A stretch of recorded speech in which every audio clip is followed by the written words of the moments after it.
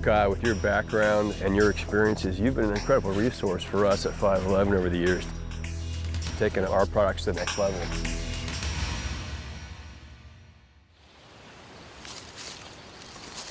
What's that design process been like for you, and what have you seen? Well, it's kind of been a learning process for both sides, I think. When I met Corey and some of the folks at 511, it was a lot about fashion and not as much about function. And now I believe that we've got to the point where 511 and the designers that we work with understand that it's all about function.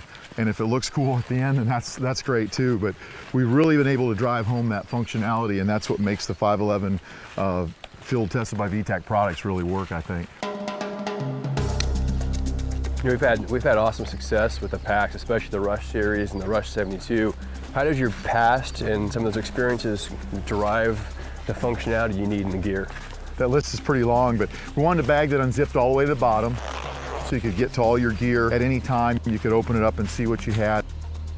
Also compartmentalize your gear. So there's so many different compartments to store your gear, simply because at night you want to be able to reach in and find exactly what you're looking for. We also wanted to have the MOLLE and have it put on in a decent manner, make the packs bomber with a heavier weight material, added a stuff it pocket so you can put your helmet or a jacket if you take it off. You got your clothes layered, you start to work up a sweat, you can peel off a layer and stuff it in that. And that all comes from my past experiences, as well as making sure you have a really stiff hydration area. So one, your hydration doesn't get popped, and two, if you overloaded the pack with objects like radios or whatever you might carry, mission essential gear, it wouldn't push into your back. So the plate inside of the pack is a pretty heavy duty piece of gear. Corey came up with the yoke design for the carrying system, and I really like that. I didn't think that was gonna work, but he's proven me wrong on that.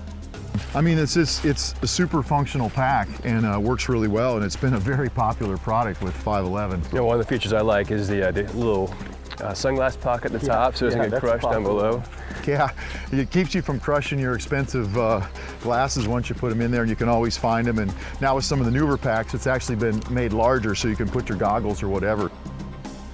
You know, the Rush series has really turned into a pretty incredible collection for us. You know, we have the Rush 12, the 24, and the 72. When you're looking at those packs, how do you figure out what designs are, to take off, or what features to take off, and how to make them the right size? How do you direct that? Well, the Rush 72, we had to make sure that the kitchen sink could fit in that bag. We looked at the market, we talked to the customers, what size bag do you want? The Rush 72 is a large bag. The Rush 24, we took it down a little ways, so that's more of an everyday slick-sided pack. It also doesn't have the big shove-it pocket. So that's a daily use pack. The 72 is if you're gonna go out in the woods for 2 or 3 days, thus the name Rush 72. Well, I like the waist strap on it as well. It gives the option to get that load off your hips or on your hips, and you can take a break if you need to, or throw it back around, tuck it away.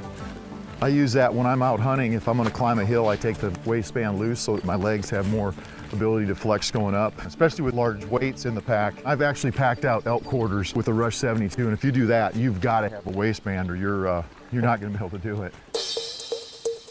How about field testing? What's that process like when you get in the protos and you're going out in the field? What kind of rigors do you put them through?